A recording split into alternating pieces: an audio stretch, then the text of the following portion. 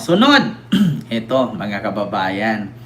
Speaking of si Bato na udlot ang pag-aresto, dito tayo sunod mga kababayan. Ito po yung sunod na ating pag-uusapan. So, naudlot ang pag-aresto kay Bato. Dito tayo kay Digong. Mega love shoutout po sa inyong lahat mga kababayan. So, eto naman kay Digong mga kababayan. Kung naalala ninyo, pinagpilitan ng abogado ni Digong na unfit to stand trial si Digong. So sa madaling salita, hindi daw po pwedeng dumalo sa isang hearing kasi hindi na daw ito makakilala. Hindi na daw ito halos makagalaw. Pangalawa o pangatlo, makalimutin na daw. Dahil daw may nararamdaman, may sakit. Itong Lolo Diggs ninyo. So ngayon mga kababayan, ay syempre, ang taga-ICC naninigurado. Kasi bakit? Naninigurado ang taga-ICC kasi sabi nila,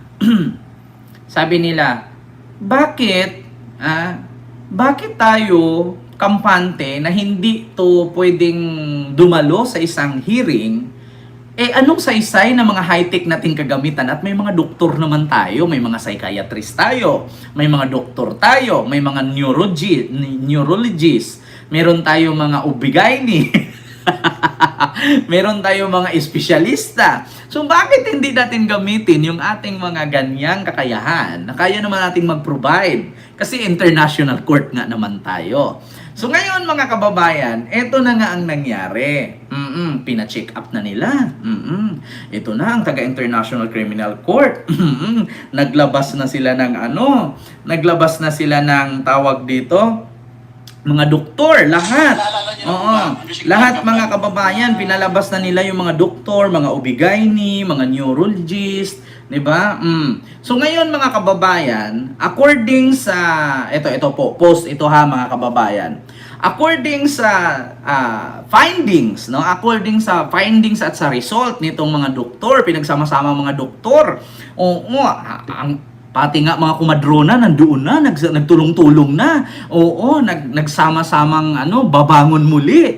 Kumadrona, 'di ba? Yung mga sa Bisaya pa mananabang, 'di ba? Kumadrona, Dr. Kwakwak, albularyo, mambabarang, 'di ba? Nandoon na din yung mga manggagamot. Pati yung mga ermitanyo, ando na lahat sa dahig, tinawagan na nila. Yung mga nananahi, kapag alam niyo yung pag nagsabong kayo ng manok, yung mga nananahi ng sugat ng tari sa manok, handoon lahat ng mga may kinalaman sa mga gumagawa ng langis, di ba? Yung mga albularyo, ultimo yung ninuan ni Pedro Pindoco, inimbita na ng ICC, mga kababayan, para malaman talaga nila kung talagang si Digong ba ay unfit to stand trial. Biruin mo, nandoon na pati mga taga-Encantadia, taga-Biringan, inimbitahan na ng ICC. Nandoon na yung mga mambabarang, mangkukula, manggagamot, babaylan, mga ermitanyo, lahat mga kababayan, pati mga veterinarian, mga OB-GYN. Ando na lahat mga kababayan, tinawag na ng ICC para ma-provide lang at malaman ng ICC kung talaga bang si Digong ay hindi ba talaga to pwedeng umattend sa hearing, maskin maka-headset man lang siya, pipikit-pikit lang siya kasi siyempre makikinig lang naman yan, hindi naman siya magtatalon-talon doon sa hearing. At saka mga kababayan, nagtataka itong mga taga-ICC, bakit si Digong unfit to stand trial? Hindi naman siya magtatalon-talon doon habang naghihiring kasi 30 minutes lang naman yung hearing. Bakit nagtatalon-talon ba siya doon? Magtatumbling-tumbling ba siya? Mag-i-split-split ba siya? Tapos sasabit ba siya doon, sasabihin niya, mawi-mawi, mamawi-mawi. Hindi naman gaganon si Digong doon. Putang inang yan. Biruin mo. Ultimo yung mga direktor, yung mga direktor na gumawa ng Titanic, yung direktor sa Titanic, yung direktor sa Harry Potter, iniimbitahan na ng ICC para malaman nila kung ito ba Oscars Award ba to? Makatanggap ba to ng Grammy Award? Or di kaya, pati Pero inyo, si Wendy Ramos patay na. Binuhay ng ICC, pinapapunta doon. Oo, at take note, si Mil Chanco, si Charo Santos, pinapapunta na din ng ICC para kung sakali anong mangyari, merong bukas, ngayon, bukas, at magpakailanman. Pati MMK, andoon iniimbitahan na. At take note mga kababayan, si Christy Permin, kinuntak pa lang ng ICC, si Boy Abunda. Oo, si Karen Davila. Pati si Corina Sanchez ng Rated K. Iniimbitahan na ng ICC para malaman kung ano ang katwiran dito, kung fit ba to sa MMK, fit ba to sa magpakailanman.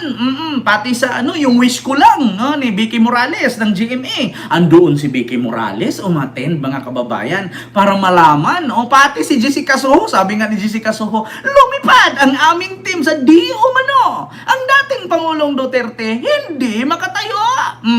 Lumipad ang aming team, di umano. Ganon mga kababayan. Ako, lahat ng mga media outlet newscaster, pati si Nash Daily, yung this is 1 minute, see you tomorrow. Andun, inimbitahan pati si Mr. Beast. Naku, si Manny Pacquiao nandoon nga, sasapakin daw niya si Digong pag hindi tumayo. Pati yung yung ipatulpo mo, nandun si Rapi Tulpo mga kababayan, wanted sa radyo, nandun si Rapi Tulpo, ipapatulpo daw pag hindi tumayo si Digong. So ngayon mga kababayan, ito nga ang nangyari. Ayan po ang balita mga kababayan. Duterte, nagkunwari umanong may problema sa pag-iisip para makaiwas sa trial ng korte ayon sa ICC. Ayan mga kababayan, nabisto ang kadramahan ni Digong. Pinagsama-sama ba naman lahat mga kababayan yung mga mabatikang mga content creator, media outlet, journalist, mga ubigayni, veterinarian, neurologist, psychiatrist, pati yung mga direktor ng Titanic, direktor ng Harry Potter, direktor ng Twilight, nandoon lahat, pati nga ang mga ninuno ni Pedro Pindoco, yung mga taga-Biringa ng mga manggagamot, yung mga babaylan, mga mambabarang, mangkukulam, manananggal, wakwak, multo, pati mga wolf at mga vampira doon sa Poland, umattend na, pumunta na ng trial, pumunta na ng ICC, mga kababayan. So, imposibleng hindi malaman. Ngayon, napagtanto-tanto lahat ng mga panauhing inimbitahan, nagdadrama lang pala si Digong mga kababayan. So ito po mga kababayan, ang katotohanan, si Digong ay nagkunwari umanong may problema sa pag-iisip para makaiwas sa trial ng korte ayon sa ICC. Naku po mga kababayan, ito pa yung isa, pakinggan ninyo, patunay. Fit to stand trial si FPRRD ayon sa unanimous findings ng independent panel of medical experts. Ayan na.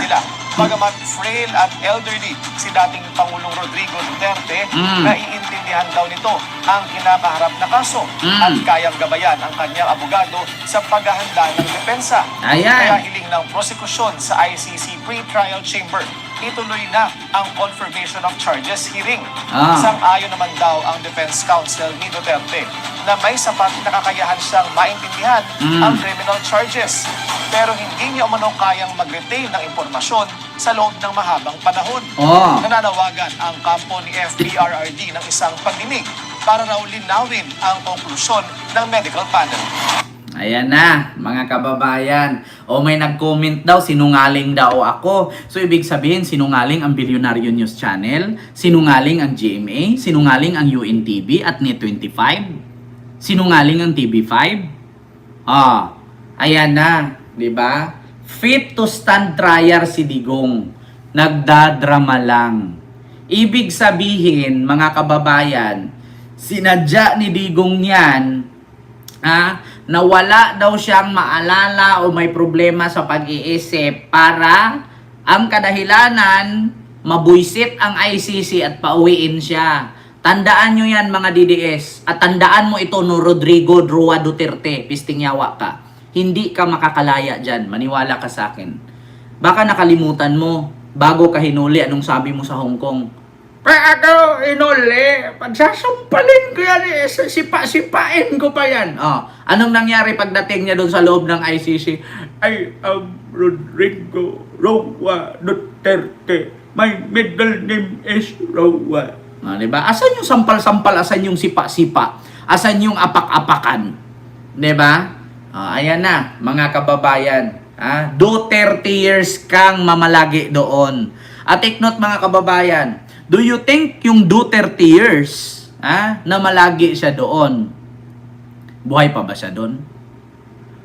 Do 30 years in prison, di ba? Chupaeng. Oo, ayan na nga mga kababayan. Napag-alaman, mga kababayan, napag-alaman ng ICC na si Digong ay nagdadrama lang. Bakit mga kababayan? Marami pong pinagkukunan ng basihan ang ICC. Una, pina-check up nila sa mga sa medical or mga doktor na dapat mag-check up. Okay naman daw si Digong, makakaalala pa naman, makakasagot pa naman at nakikinig naman daw. Habang kaharap ang doktor, psychiatrist, marunong naman daw si Digong sumagot. At ito pa mga kababayan, dalawa sa kadahilanan kung bakit ang ICC hindi naniniwala na si Digong ay hindi nakakaalala. Kasi bakit? Ito po ang patunay, mga kababayan.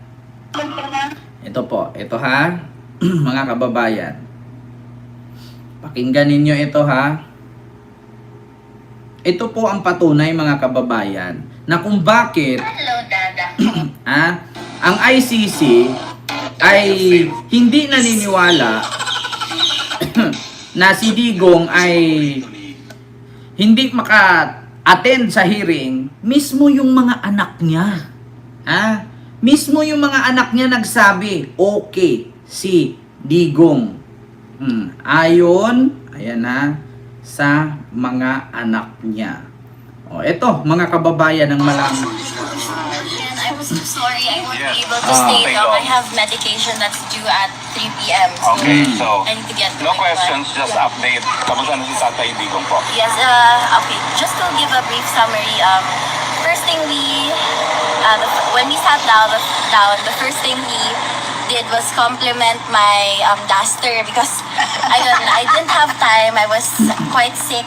Actually, doon ako naghilamos sa loob actually. Diba? So he complimented my duster kasi it's the same one that I used to wear when we would sleep beside each other. So, thank you. So I think it kind of gave him a glimpse of home, you know, yung pambahay ko. And ayun, I was blabbing about family, of course, it's the same thing. And then biglang may langaw. So, hindi siya nakikinig sa akin. Yung huli niya yung langaw. Diba? Sabi ko, "Hoy, are you listening to me?" Sabi niya, he was distracted today because of the fly, apparently. But towards the latter part of our conversation, he's happy to hear that the family is doing well, and of course he was checking up on me because I told him before coming here I had to run to the pharmacy to get some medication. But, diba? Kita ninyo? Mismong si Kitty nagsabi. So ngayon mga kababayan, paano papaniwalaan ng ICC na si Digong ay hindi maka-stand to trial, unfit to stand trial? Mismong yung mga anak niya mismo nagsabi, tinatanong ng mga bobong vlogger, 'di ba? Maniwala na sana, 'di ba mga kababayan? Maniwala na sana itong mga taga-ICC sa kanila at kay Kaufman. Ang problema lang mga kababayan, itong mga ini-interview nila Harry Roque, 'di ba? Nila sino pa yung mga vlogger diyan, si Alvin the Tourism, yung sila nandiyan si Banat Bay at that time. So kumusta naman po si Tatay Digong or si PRRD? Okay naman siya. She's so skinny, thick and bone, 'di ba? But he's so okay. She's so jolly. Sabi nung unang asawa. So ngayon mga kababayan, so nahuhulog doon na si Kaufman sinungaling. Kaya nga sa totoo lang mga kababayan, itong mga taga-ICC, hindi porket hindi nakakaintindi ito ng Tagalog or Bisaya, meron po ito mga translator. Kasi nga, tayo mga kababayan, kapag meron tayong TikTok, 'di ba? Pag i-upload mo sa TikTok yung video nyo, ilagay nyo yun doon yung tawag doon yung caption, lumalabas kahit magtagalog ka, English ang lalabas. Nagta-translate siya. So sa madaling salita mga kababayan, naiintindihan nila. So ito lang naman ang mai-advise ko. Dapat ang pamilyang Duterte, 'di ba, kumuha kayo ng abogado si Kaufman. Sayang naman yung binayad ninyo kay Kaufman na 150 million a month na umabot na ng billion ngayon kasi 9 months na si Digong doon. Mag-isang taon na nga siya. Muntik na malapit na mag-isang taon ngayong Marso. So ngayon, mga kababayan, dapat kasi meron kayong pagkakaisa. Dapat i-briefing kayo na iwasan nyo na yung magsabi sa mga vloggers, yung mag-update sa ganyan. Kasi nga, sagabal yan sa trabaho ng abogado. Kasi ang abogado, syempre si Kaufman, naghahanap din yan ng paraan kung paano niya mapauwi yung kanyang client kasi bayad siya eh. Diba? So paano niya mapauwi ang kanyang client kung ang mismong pamilya ng kanyang client ay taliwas sa kanyang inireklamo doon or idinahilan sa korte. Hindi nagmamatch. Ang sabi ni Kaufman sa korte, si Digong hindi makaalala. Pero paglabas ng mga anak niya, tinanong sa vlog, syempre mga kababayan, sasabihin niyo paano nangyari ito na napunta sa ICC ang mga vlog? Tanga. Siyempre, yung mga biktima ni Digong magre-report yan. Anong akala ninyo na si Digong ay unfit to trial? Bakit sinabi nung asawa niya, sinabi nung anak niya, sinabi nung anak niyang isa na ganito, na ganyan? Okay naman daw, masaya naman daw sila. God bless the Philippines. Nawagan pa nga sa kapulisan at kasundaluhan na wag hayaang sakupin ang ating bansa ay sa mga bangag. Diba? Kaya nabubuko kayo. Pati si Baste nandoon. Nandun si Pulong, nandun si Sara, nandun si Kitty. Dito pa nga lang sa ni Kitty. Kung hindi makaalala si Digong, bakit sinabi ni Kitty na sinaway pa nga niya ang duster ko, bakit nakaganito ako? Hindi pa daw kasi siya naligo, tapos nilalangaw daw si Kitty. So ginaganon-ganon daw ni Digong yung langaw. Tapos sabi ni Kitty, "Hoy, nakinig ka ba sa akin?" Na-distract daw siya dun sa langaw. So, mga kababayan, hindi po porkit ibang lahi yung mga taga-ICC, mga Dutch national yung iba dyan, may mga Puerto Rican, mga Portuguese, mga Latin, ay hindi nakakaintindi, my God. Si Sara nga na hindi marunong mag-English, nakakaintindi ng English, ito pa kaya mga English na mismo, mga Dutch na, mga British accent na. Siyempre may mga interpreter yan. Kaya sabi ko sa inyo mga kababayan, ang kadahilanan po na nabisto si Digong, yung mga anak lang din po niya. Ulitin ko ha, si Digong po sana, hindi po sana yan maaaresto kung hindi pinilit ni Sarang umuwi ng Pilipinas. Kasi nga, sabi nga ni Sian Gasa, kilala niyo naman si Sian Gasa. Anong sabi ni Sian Gasa? Nag-warning na ang mga abogado ni Digong nung nasa Hong Kong pa sila. Ang sabi, PRRD, huwag ka munang umuwi kasi may warrant ka. Kumalat na ngayon sa social media. Ang sagot ni Sara ay hindi. Uwi tayo doon pa. Uwi tayo. Bakit? Kasi according sa aking insider sa Malacanang, fake daw yon, hindi daw totoo yung warrant na yan. So, nakinig si Digong. Umuwi. Pagbaba ng naiya, natiklo. Diba? Nakulong. Sino mang kadahilanan? Yung anak. Kasi pinilit na umuwi. Na pwede namang hindi umuwi doon, marami naman siyang pera. Hindi sana siya makulong, pwede naman siya pumunta ng China. So ngayon, mga kababayan, ito pa ang nangyari. Ngayon, imbis na makauwi si Digong, maawa ang taga-ICC kasi nga may sakit na, ulyanin na, wala na. Kasi kahit sabihin nilang ikulong nila to, mamatay na lang yan, ulyanin na, wala nang mangyayari. Ang problema mga kababayan, yun ang niraso ni Kaufman doon sa korte, sa hukom, sa ICC. Ang problema, taliwas naman ang mga sinabi ni Kaufman doon sa kanyang affidavit versus dito sa mga anak ni Digong. Mali-mali, iba-iba yung statement nila. Okay si Digong, masaya naman, nanawagan pa nga, sabay-sabay kaming kumain, tapos nag-usap pa nga kami patungkol sa ganito, okay naman siya, diba? So yun ang nangyari mga kababayan. Hindi tugma ang salaysay ni Kaufman sa salaysay ng mga anak. So sila lang din po ang kadahilanan. Kung alam nyo sa totoo lang, sinadya po ito nila na hindi makauwi si Digong. Bakit? hanggat si Digong nasa ICC, yung simpatya ng mga bubong DDS na kay Sara. Bakit? Kasi ang nasa isip kasi nito, mga kababayan, nitong mga DDS, gayahin nila ang nangyari kay Ninoy.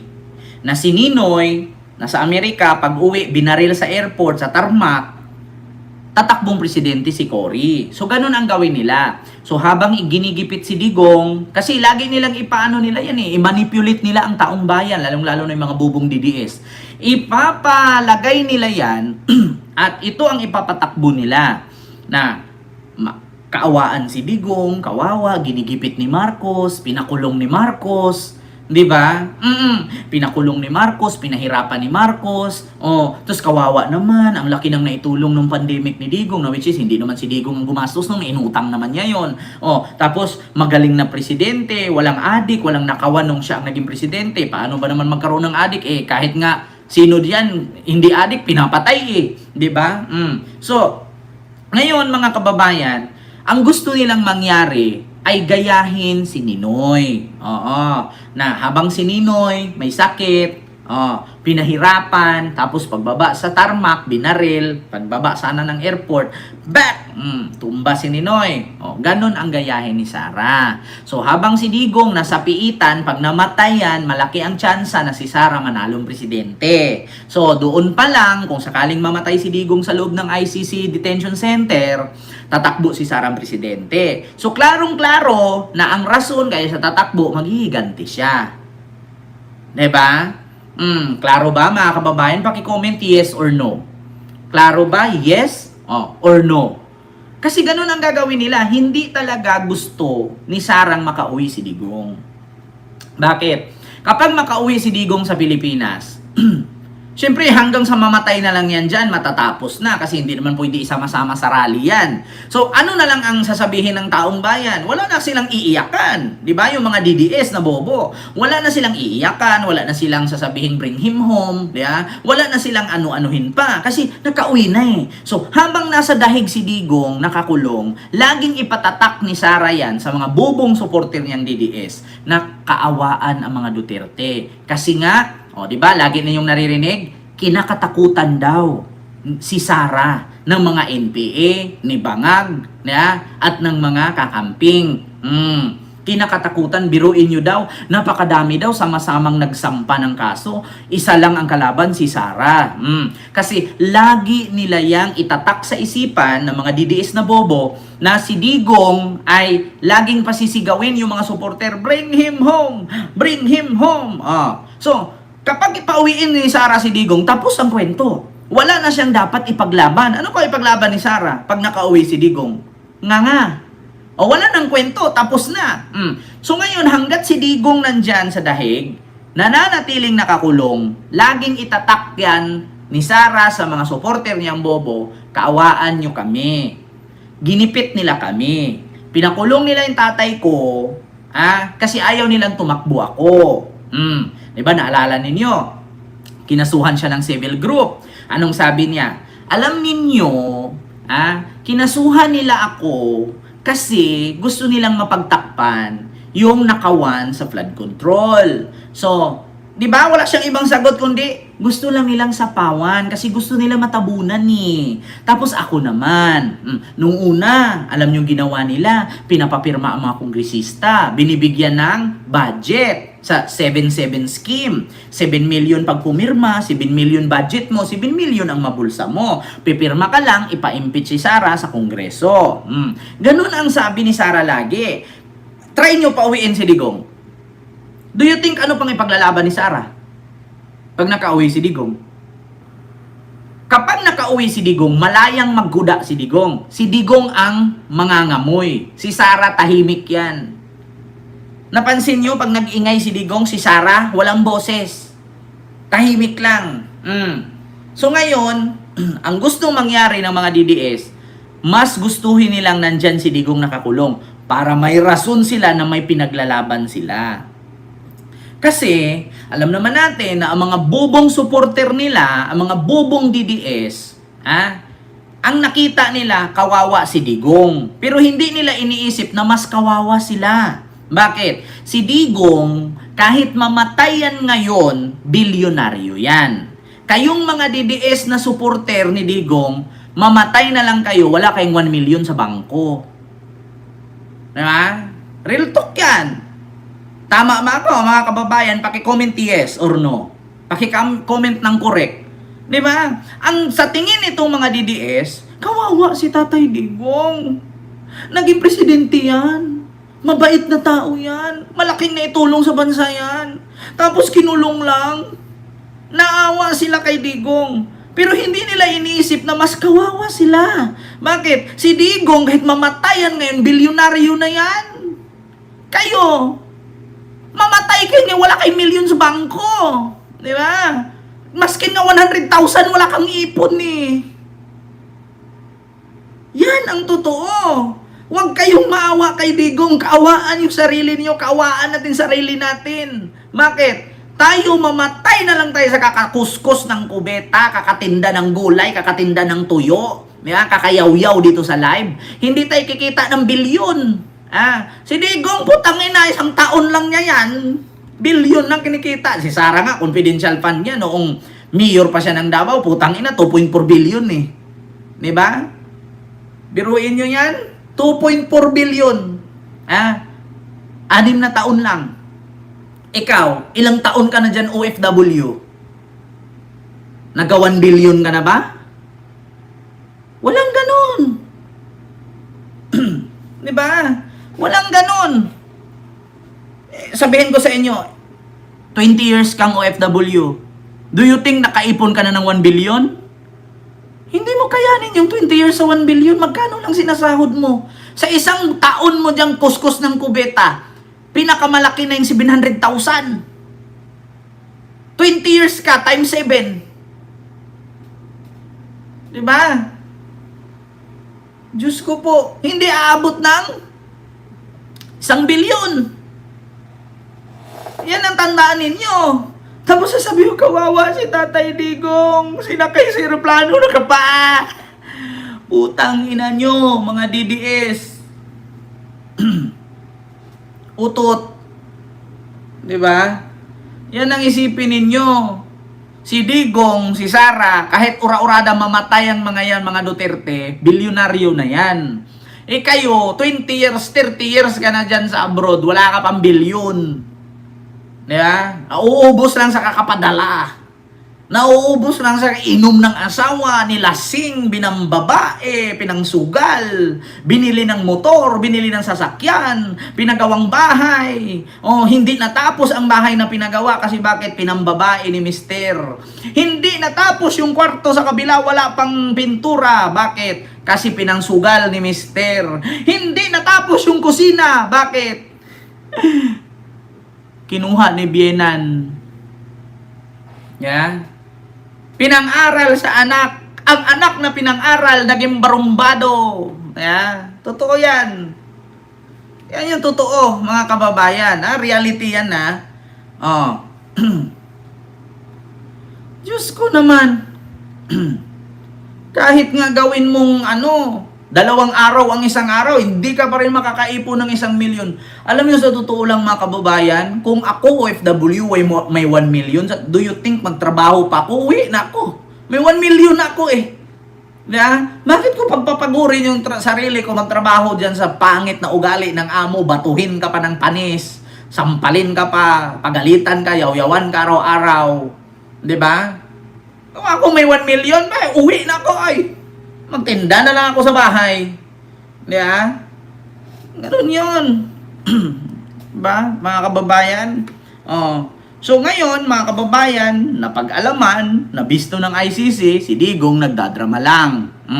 So fit to stand trial siya. Hindi siya unfit to stand. Kasi nakikita sa mga anak kung ano yung mga kuda-kuda ng mga anak niya, kung ano yung mga sinasabi ni Sara, ni Pulong, ni Kitty, ng unang asawa ni Elizabeth, Nanay Elizabeth, nagmamatch kasi doon sa ICC. Dapat kasi ito si Koopman, di ba? Hindi dapat ito gumawa ng hakbang nang hindi niya nakausap ang pamilya. Kasi bakit? Itong pamilya ni Digong, politician pero artista ang galawan. Politician sila, pero showbiz ang galawan. Maya-maya, paglabas galing sa kulungan kay Digong, update. He's okay. He's so skin and bone. But he's okay, so jolly. I thought, no, ganyan. O, sabi naman ng tatay ko, magdasal daw tayo mga Pilipino. So, saan yung nasabing hindi si Digong makaalala at hindi makakilala? May problema sa pang-iisip. Inag-advise pa nga na magdasal daw. Na sana ngayong Pasko ay maalala nyo pa rin ako. Yeah? Sana ngayong Pasko ay maalala mo pa rin ako. Di ba? Diyos ko naman, si Digong. Tapos may sabihin, may problema sa pang-iisip, pero, di ba? Kaya sila nabubuko, mga kababayan. Nabibisto sila sa ICC. Katulad nito, mga kababayan, yan, nakamonitor yan si Duterte 24/7. Oo, Diyos ko. Kasi kada punta ng anak doon, syempre, tanungin ko kayo, ilang linggo si Sara doon sa Dahig? Pagkatapos niya ni Sara, sinong pupunta ulit doon? Si Kitty na naman. Pagkatapos niyan kay Kitty, sino naman pupunta? Si Pulong na naman. So, lagi nilang pinupuntahan. So, paano nyo nasasabi na,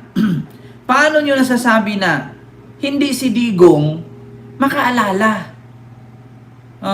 So, ito, mga kababayan, yung sunod nating pag-uusapan, may nagtanong, Kent, loyalista ka ba o kakamping? Kahit saan dyan, basta wag lang barumbado.